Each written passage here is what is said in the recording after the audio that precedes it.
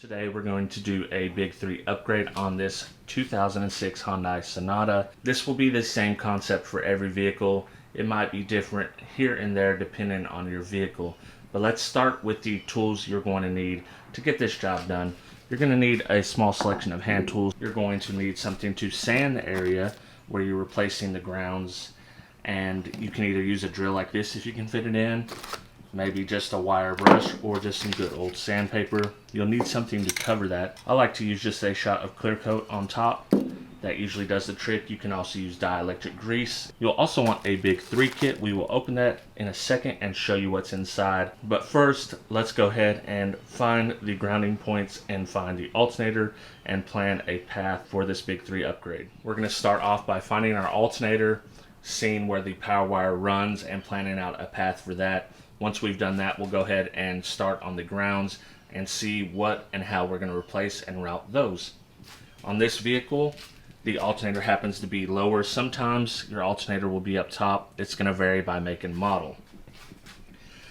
This one's easy enough to see right here. You have the power connection down here. You can see how it routes up and just under this hose. And then it comes underneath here, straight up to the positive of the battery. Now finding your battery ground is pretty easy. It's the one connected to your negative terminal, and this one's quite a short run. It just goes from right here right down to a nice thick ground. Some of these grounds are very flimsy and you'll definitely want to replace them, and this one is in a good spot. It's a nice thick welded spot there on the metal of the vehicle, but it is a thin cable. As you can see, it's around 8 or 6 gauge at best. For the engine or chassis ground, sometimes that is hard to find. On this vehicle, it's not too bad. You may need to refer to a forum for your specific vehicle to find it. On this one right here, the ground goes from the motor mount right over here to the strut tower. This is a pretty short ground as well, and as you can see, it is about 8 to 6 gauge ground. We will be upgrading that today. Let's open up this HifiVega Stage 1 kit and see what all includes.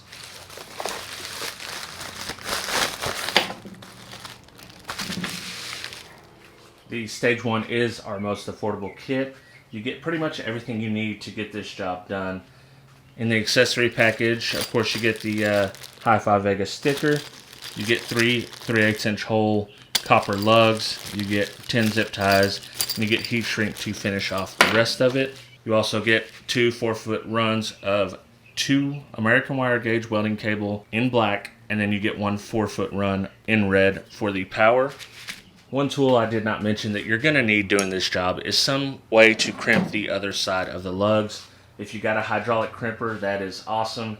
That's one of the best connections you can get, or the best connection you can get in my opinion. If you don't have a hydraulic crimp handy, the humble hammer crimp gets the job done, and I think it does a fantastic job for a low price. You can pick these up under $20. I think we should go ahead and get into our planning and see how we're going to route these wires on this Big 3. Before you start, go ahead and disconnect the battery terminal. It is going to save you a ton of heartache messing with live wires, and it's just good practice when you're working on car audio to do this every time. I'm going to start by planning out my alternator run. It is going to be the longest run in this setup. So basically, I'm just going to kind of mock it up. I'll start down here at the alternator. Then I'll kind of see the path I need to go, where I'm going to route it. It should go up and under here.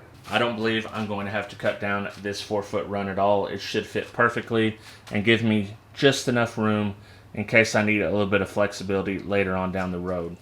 A lot of people have an opinion on how your chassis ground should go. Some people argue that you should just run a chassis ground to the battery, and I don't think that's a bad idea. And a lot of people just like to do a chassis ground to the body like it is here from the factory. I don't really have a good argument either way. Now I'm just going to mock this one up and cut it to length.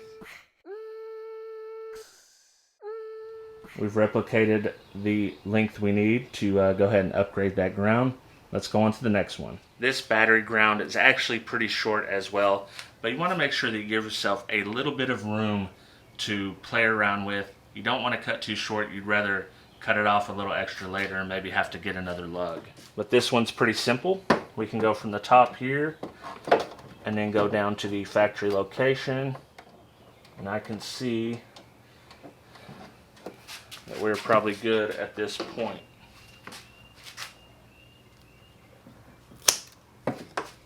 Now we can just go about fitting our lugs, and you just kind of want to measure all the way up into your lug. Strip that wire back. You can use a razor, you can use cutters if you want to, whatever you're used to.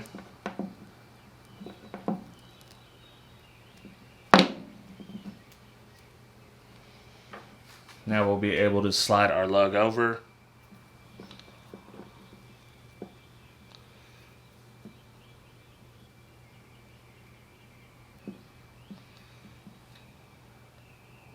Perfect. Now I will do this to the other two, then we'll get the hammer crimp out and we will crimp these. I'm going to want to do that on the concrete down below because you really need a stable surface when you're doing a hammer crimp. I always just take it to the ground.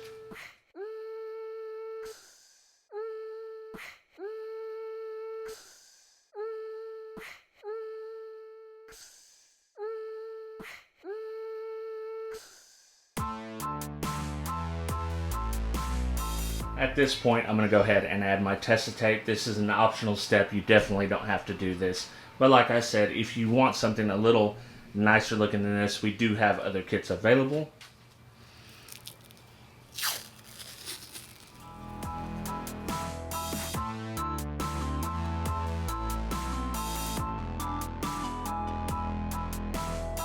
Now that that's all done up, we can go ahead and add our heat shrinks. I went ahead and dug those out of the accessory bag, and it's simple enough. Place your heat shrink over the lug, get a heat gun, and just go to town.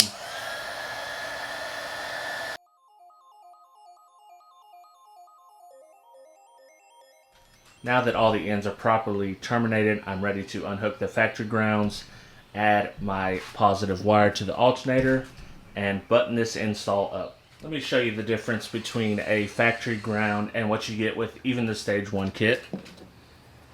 As you can see, this is a pretty thin wire. Compare the two side by side. You can see that the Stage 1 is about twice as thick as this.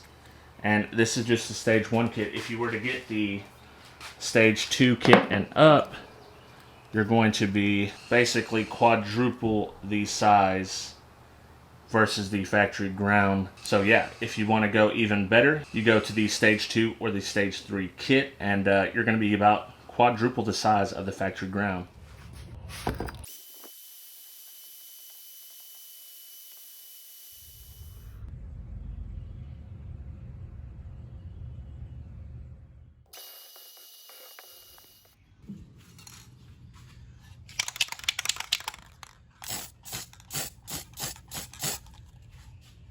Okay, the big three is done. This is what I have left from the kit.